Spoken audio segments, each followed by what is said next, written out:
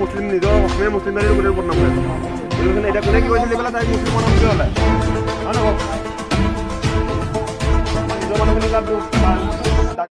মহকুমাৰ বিভিন্ন দল সংগঠনে নাজিৰা গেলেকী নামটি আৰু শিমলুগুৰি অঞ্চলত অবৈধ বা সন্দেহজনক বাংলাদেশী মিয়াৰ বিৰুদ্ধে এক মানে অভিযান আৰম্ভ কৰিছে আৰু আমি মিয়াক আমি মানে সতৰ্ক কৰিব বিচাৰিছো যে তেওঁলোকে 7 দিনৰ ভিতৰত তেওঁলোকক যি মানে শিৱসাগৰ জিলা আৰু উজনি অসমৰ পৰা তেওঁলোকক যাবলৈ মানে এক নিৰ্দেশ জাৰি কৰা হৈছিলে 20 জাতীয় সংগঠনৰ মানে তৰফৰ পৰা সেই যি দাবী অনুসৰি তেওঁলোকে অতি শীঘ্ৰে শিৱসাগৰ জিলা তথা উজনি অসমখন সোনকালে যাতে এৰি তেওঁলোক গুচি যায় অন্যথা ইয়াৰ কিন্তু পৰিণাম অতি ভয়ংকৰ হ'ব আৰু এই আপাহতে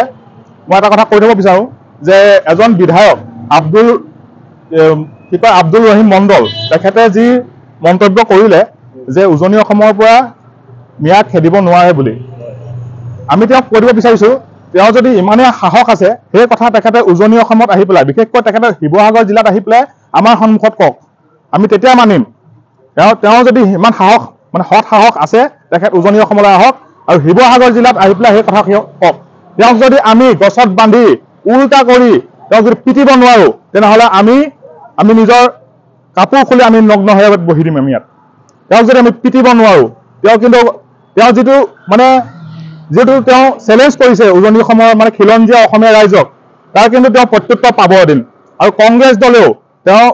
দলৰ এজন বিধায়ক কংগ্ৰেছ দলেও তেওঁলোকৰ মানে নিজৰ স্থিতিটো খিলঞ্জীয়াৰ প্ৰতি তেওঁলোকৰ যিটো স্থিতি সেইটো তেওঁলোকে সুনিশ্চিত কৰক অতি শীঘ্ৰে এয়া আমি দাবী জনাইছোঁ ধন্যবাদ হয় হাতীপতিত যিমান ইটা ভাটা আছে সকলো ইটা ভাটাতে আমি গৈছোঁ আৰু গেলেকী চাৰিআলিত আমি প্ৰতিবাদ কৰিছোঁ আৰু গেলেকী চাৰিআলি আশে পাশে আমি যিবোৰ সন্দেহ কৰিছোঁ যে ইয়াত সন্দেহজনক ধৰি লওক বাংলাদেশী মিয়া থাকিব পাৰে বুলি আমি সেই অঞ্চলসমূহত আমি গৈছোঁ সেই ঠাইসমূহত গৈছোঁ আৰু আমি তেওঁলোকক সতৰ্ক কৰি দিছোঁ যে তেওঁলোকে তেওঁলোকক 7 দিনৰ সময়সীমা বান্ধি দিছে তাৰে যিহেতু আমাৰ 3 দিন এতিয়া গ'লেই 4 দিনৰ সময় আছে এই 4 দিনৰ ভিতৰত তেওঁলোক যাতে